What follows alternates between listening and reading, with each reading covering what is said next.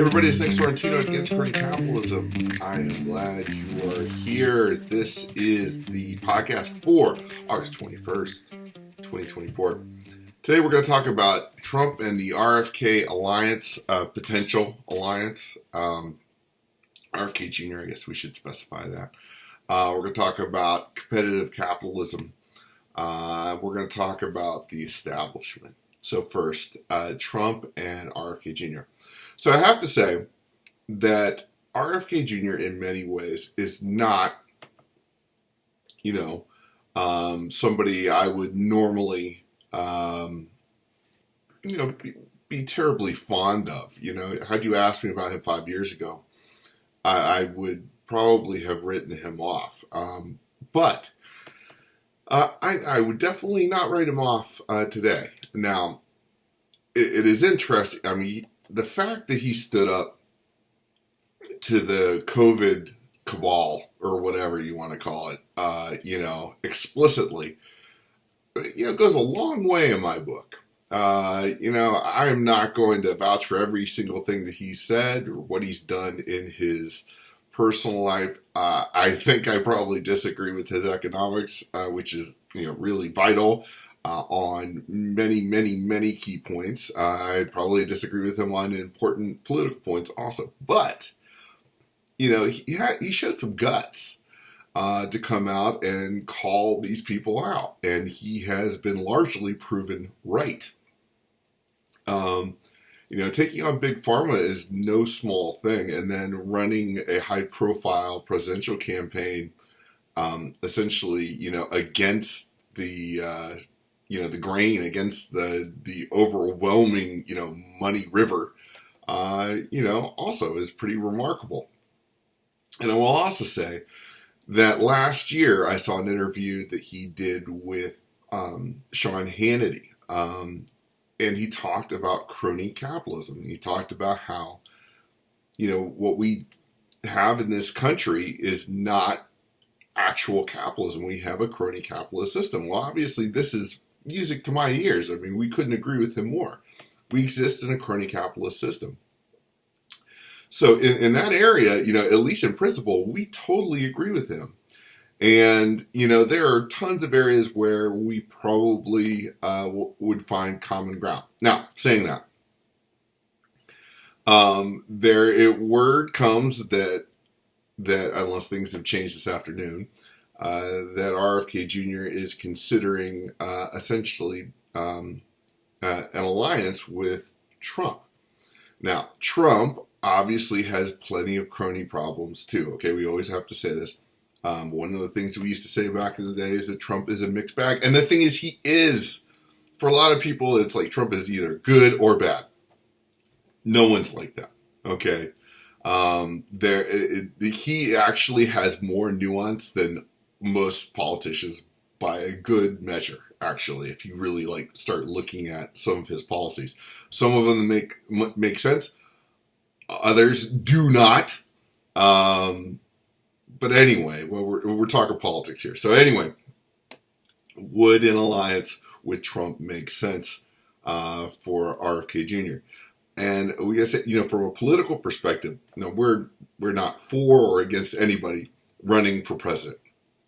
Okay, just to be clear on that, we make no endorsements. All right, but from a political standpoint, yeah, I think it does make sense. RFK Jr. has a small part of the politically engaged population that support him. Now, some of those people support him because there's a group of people who are kind of anti-establishment that like RFK Jr., but could never bring themselves to vote for Trump. That there's a subset within there. But then there's I would say probably a more significant group within RFK Jr.'s, whatever 7% or depending on the state that he has of the electorate, who recognize that we're kind of at a, we're for many of these people, they would consider this a real watershed moment. And, if one is inclined at all against crony capitalism, given what we're hearing coming out of the Harris camp these days, we should be concerned. By the way, taxing unearned or unrealized gains. I don't care if it's only for people who have 100 million in assets. That's stupid. Like that is a recipe for a fire sale in the stock market. All right, it's just dumb. And she wants to raise the corporate tax from 21% to 28%. Also dumb. Guess what? You pay for that. It makes American businesses less competitive. Just dumb. But dumbest of all, perhaps, is her talking about instituting price controls on groceries. Like, price controls warp the economy. I mean, even folks who are not necessarily terribly inclined towards market economics generally agree that price controls are unwise. Okay, they create black markets, which we're not necessarily against in a lot of respects, but they distort prices. So you say something is X price. Well, guess what? You can't just declare that something is a certain price. Reality exists, okay? And so you can say that a watermelon is only going to be $3 in the grocery store. But I got news for you. If people want watermelons enough, they're going to clear out all the watermelons at $3, and they're going to sell them for $8 on the corner. That's the way it works. Price controls are stupid. Sorry, like I'm getting a little animated here, but that just I can't believe that she would just. I forgot who I was reading the other day, and they were talking about the level of economic, illiteracy that is on display. But then again, it is worth noting that during Biden's administration, the modern monetary theory people came in, or as the magic monetary theory people came in and blew up the economy and sparked inflation. That is those folks that did it, just so you know. I mean, the Fed, obviously helped them. But it is amazing, the proposals she's making. And it's dangerous. So you can see why there are people who are not necessarily Trump people, who can see how potentially dangerous Harris's policies, as she defines them right now, could be for the country. And again, vote for whomever. We're not for or against Harris, but we'll discuss her policies to the degree that we know what they are. It will also embolden the administrative state even more. The ultimate cronies, And so anyway, RFK Jr. At least in spirit stands against all that nonsense, as far as we can tell. So does it make sense? Again, we ask. Yeah, probably. As we mentioned in the letter, in a parliamentary system, if a party has less than 50%. They'll go shopping around for another party that's, near to them to create 50% so that they can institute a government. And the junior partner in that equation, the smaller party, gets, positions within the government, and they get a say in how that government is going to do things and so on. And, I think a similar deal could be kind of worked out with RFK Jr. and his group.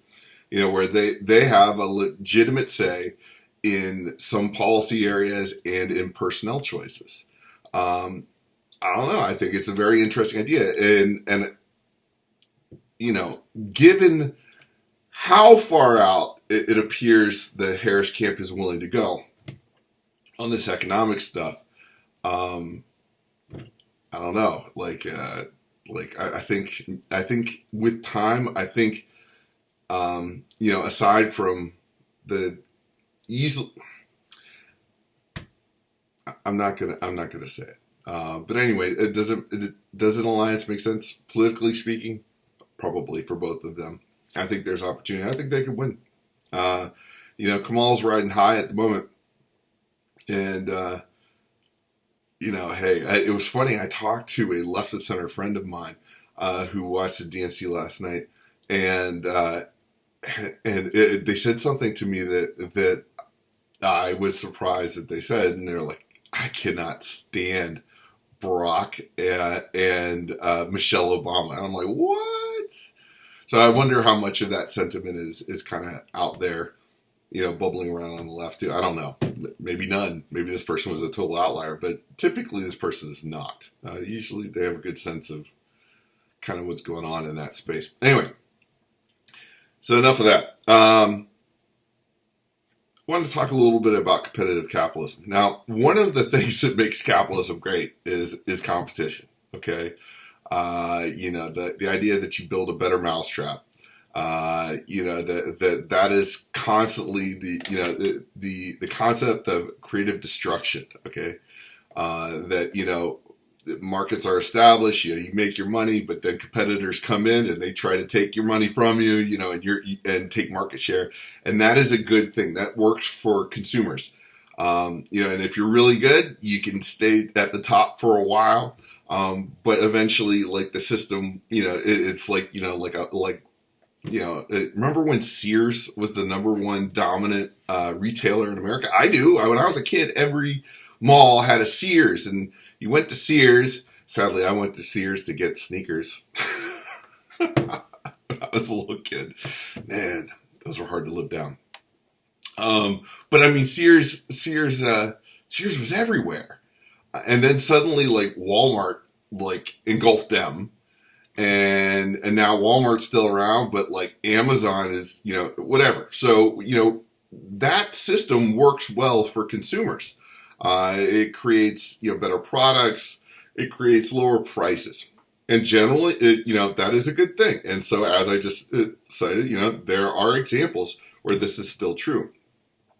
Unfortunately, in a crony system, what you have is people start looking around and start realizing that they can, if they get the legislature to pass a law that works for them, they can make a ton of money without competing, basically. Okay? I mean, it's very third world.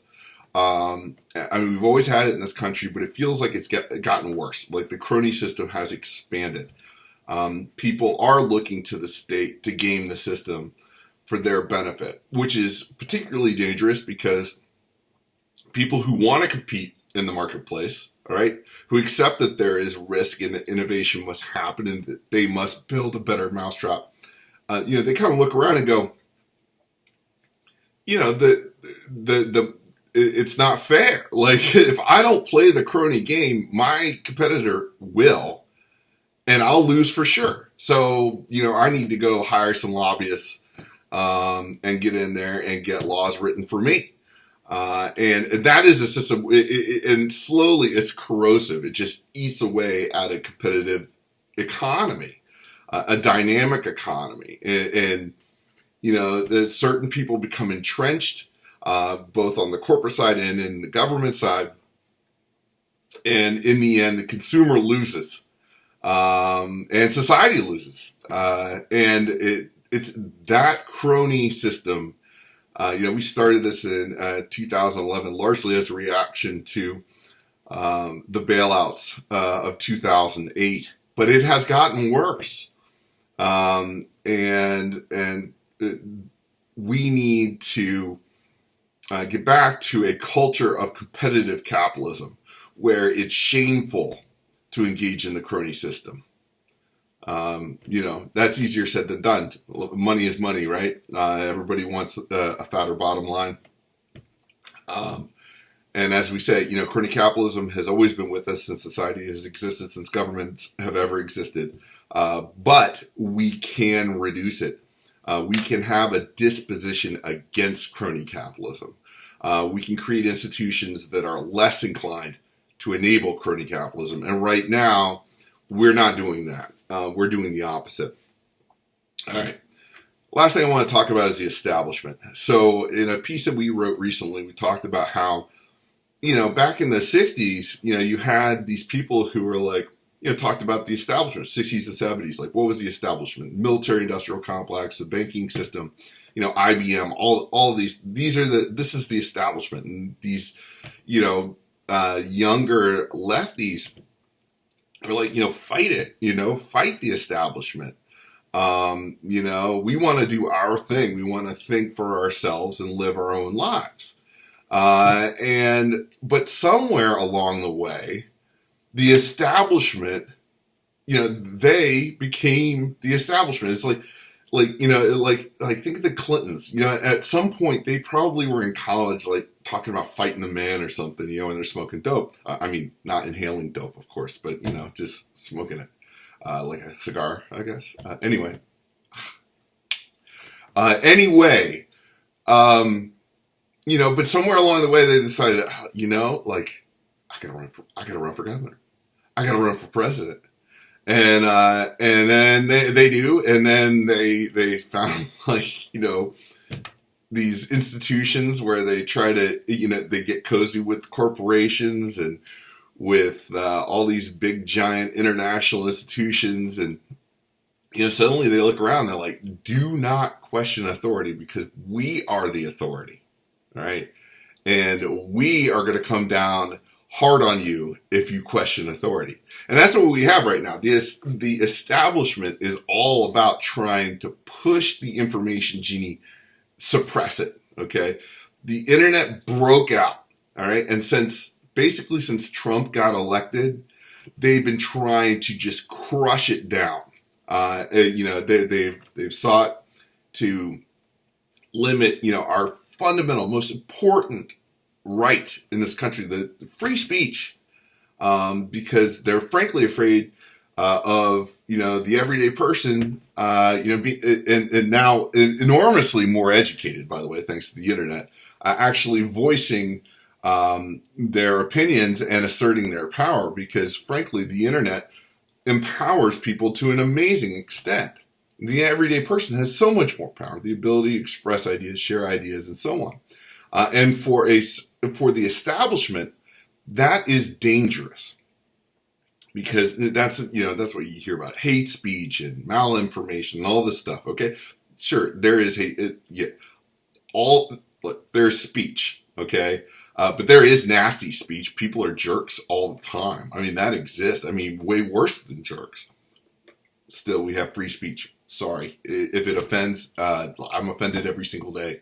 I don't know an adult that isn't offended every single day. And that's just the way it is. But the establishment sees it as dangerous to their power. And so they have really engaged in some pretty draconian stuff. I mean, we're seeing it in Britain now. These guys are going around rioting because of the stabbing by the child of the immigrant couple, that stabbed the 3 little girls, and those riots burst into the British Midlands, I guess, and other places, rioting is not acceptable. Violence is not acceptable. Okay. But what's interesting is that Keir Starmer, the new PM in the UK, has really just gone after anybody saying anything that is not in line with the official government position. So if anybody is expressing anything that is slightly far right, and again, a lot of these people are probably total and complete jerks, just to be clear, but they shouldn't be going to jail for what they say online. I'm sorry, unless they're, if you're instigating a riot, like the Supreme Court in the United States has things to say on that. Okay, you can't yell fire in a crowded theater, et cetera, et cetera. Okay, but generally speaking, expressing your opinions, you should be free to do so. Now, in Britain, they don't have freedom of speech. They are subjects, not citizens, the way I see it. And it's dangerous. And the EU is trying to regulate speech through just really draconian laws where they're trying to lean on Elon Musk so that he doesn't say things that offend them. And they're trying to kick him out of the EU and bring all these lawsuits and all this stuff. It is a dangerous time for free speech, for free markets, for an open society, for a free society. It's a very dangerous time. And we need to be cognizant of that, especially as the election comes up. We need to do our best to steward a free society. Anyway, all right, sorry. I start preaching like a preacher. Anyway, that's all I'm going to say on, I mean, I will say this. The establishment, like one of the reasons why my politics is what it is, was, I remember Easy Rider made a huge impression on me. And there's a scene there where, like, they pick up this hitchhiker, and Dennis Hopper's like, "Hey, man, where are you from?" And the guy goes, "Man, I'm from the city, far from the city, and that's where I want to be right now. Get my head together, or whatever." And I remember thinking to myself, I was like, "Yeah, man, the city sucks."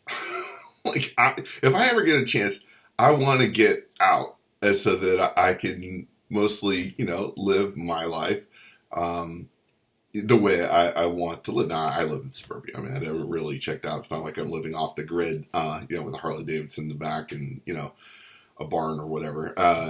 There's still a part of me that kind of wants that. But that's spirit, and that was the left, man. That was where the left was. And now the left seems to be 15-minute cities, it doesn't seem like they don't seem to embrace freedom and liberty in the way that, as even when I was in college in the 90s, it seemed like, those folks really did. And that's a shame. And that's because they became the establishment and they don't want to give up their power. So anyway, that's enough for this week. I'll talk to you next week. This has been Nick Sorrentino at Against Crony Capitalism. By the way, please subscribe. I would appreciate it very, very much. Thanks. Bye.